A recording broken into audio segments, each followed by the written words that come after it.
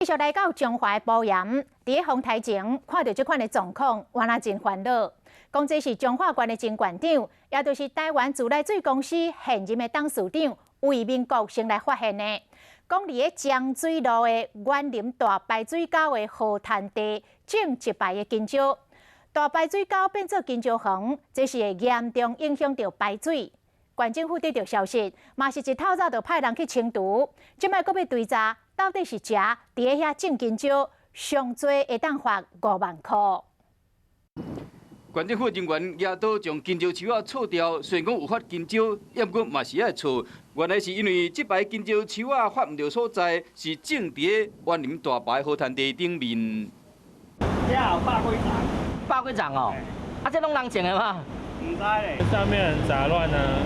园林大排河滩地变成金蕉园，真了有够咸。发现的人是前县长、台湾自来水公司的董事长魏明国。伊将相片翕来铺伫伊的面册，写讲有够意外，大排水路拢是金蕉树啊，佫想要挂金蕉来食看卖。大雨也快到了，所以我们就尽快去清除，所以在2天之内会把那个香蕉给清除掉。 这个所在是伫中华埔盐江水路这边，风台要来啊，迄个无赶紧清掉，会影响到福兴乡甲鹿港镇边的排水系统。